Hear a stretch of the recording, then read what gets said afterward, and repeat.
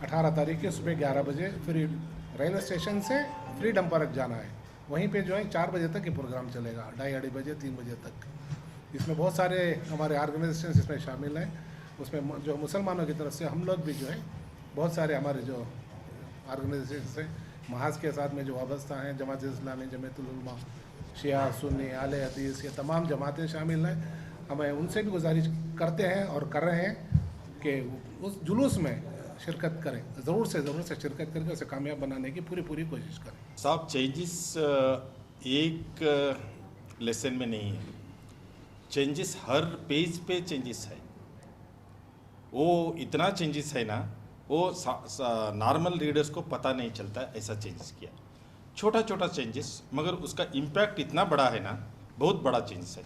For example वो हमारा संविधान शिल्पी डॉक्टर बी आर अम्बेडकर, वो साहब को क्या लिखा है, सिर्फ बी आर अम्बेडकर, वो संविधान शिल्पी एक शब्द हटा दिया।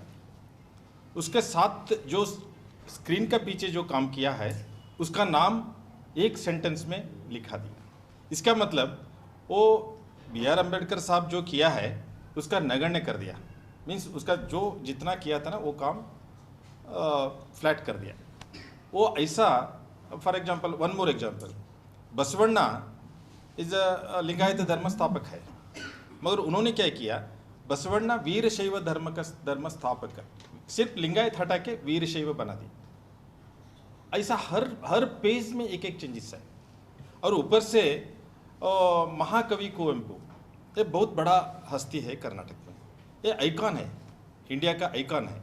इसको क्या किया, किसी का मदद से ऊपर आया करके लिखा है। ज्ञानपीठ जो अवार्ड जो मिला है, पहले ज्ञानपीठ अवार्ड तो वो कर्नाटक में था, और ऊपर से हमारा कर्नाटक का वो संत जैसा कवि था, उसको भी किसी का ऊपर से रिकमेंडेशन से ये कवि बन गया करके ऐसा लिख दिया। और हमारा नाड़ गीते जो उन्होंने लिखा था, हम हर दिन आप लोग सब लोग हम पढ़ता है, उसको ट्विस्ट करके उसमें छोटा छोटा गंदा शब्द डाल के इन्होंने 4-5 साल उसको रिलीज़ किया था सोशल मीडिया पे।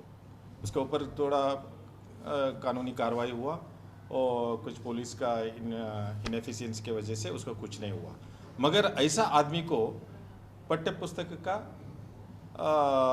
जो रिव्यू कमेटी था ना उसका मेंबर बना दिया।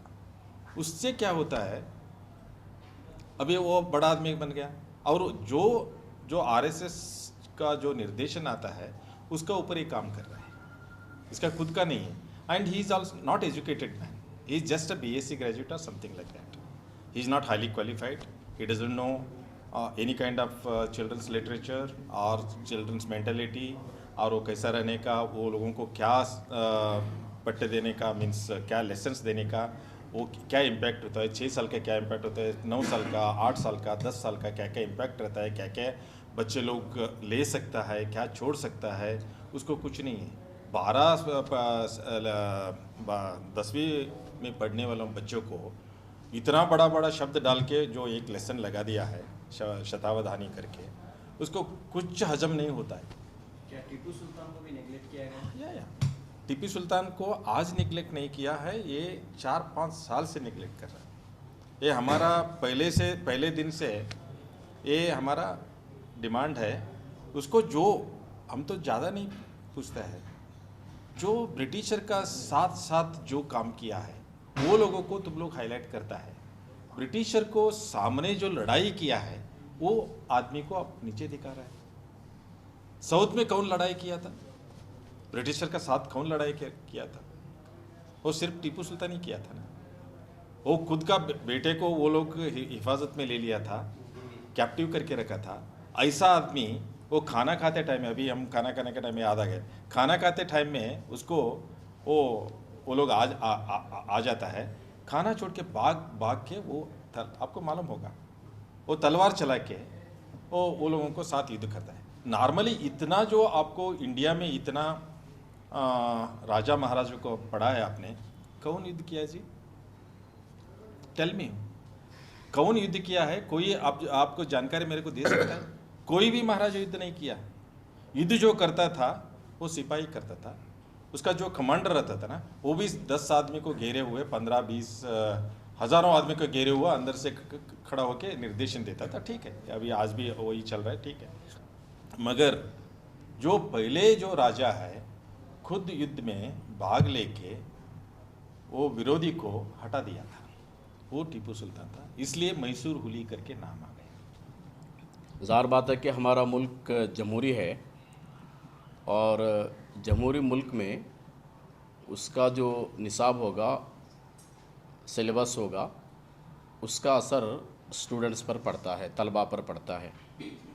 ज़रा आप ज़रा सोचिए कि जमहूरी मुल्क का अक्स जिसे हम कहते हैं वो दरअसल निसाब है, जो कॉलेज में, स्कूल में बच्चों का जैसा जहन बनाया जाता है, जो पढ़ाया जाता है, जो लिखाया जाता है, मुस्तकबिल में यही बच्चे चलकर मुल्क को चलाने वाले होते हैं।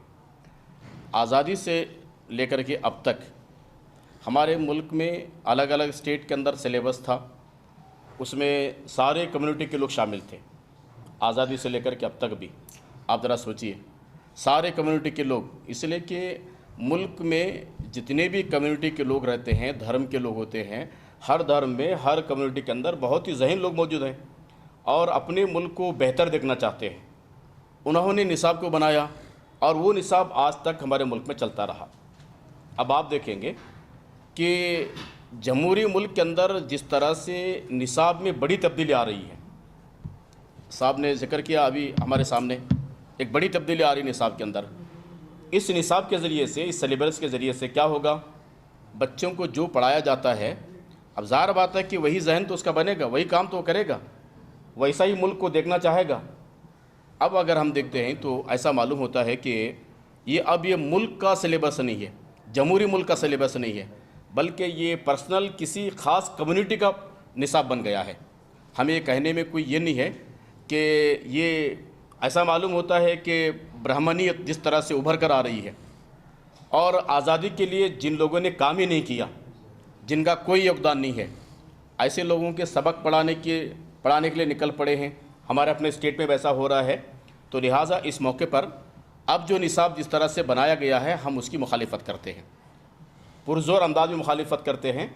और हमारा डिमांड ये है कि निसाब को जैसा पहले हमारा था, जैसे हमारे इस देश में रहने वालों ने, अनेक धर्म के लोगों ने यहाँ की जमहूरियत को बाकी रखने के लिए, अमन और शांति को बाकी रखने के लिए, स्टूडेंट्स को बेहतर बनाने के लिए, तरक्की के रास्ते पर चलने और साइंटिफिक अंदाज में आगे बढ़ने के लिए जो निसाब हमारे यहाँ मुल्क के अंदर बना हुआ था पहले, वैसा ही निसाब होना चाहिए और उस निसाब को जारी करना चाहिए।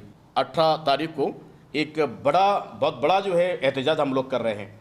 इसमें ये सिर्फ किसी एक धर्म के सीमित लोग नहीं हैं, एक ग्रुप के सीमित लोग नहीं हैं, एक ही लैंग्वेज के बोलने वाले नहीं हैं, बल्कि कर्नाटक के अंदर जितने भी लोग मौजूद हैं, ख़ास करके इसमें लिंगायत हैं, वकलिया समाज हैं और कुर्बा समाज भी है इसमें, और दलित हैं, SC/STs हैं, मुस्लिम हैं, सिख और ईसाई, जितने भी कम्युनिटी के लोग हैं, सारे लोग मिल करके उसका विरोध कर रहे हैं।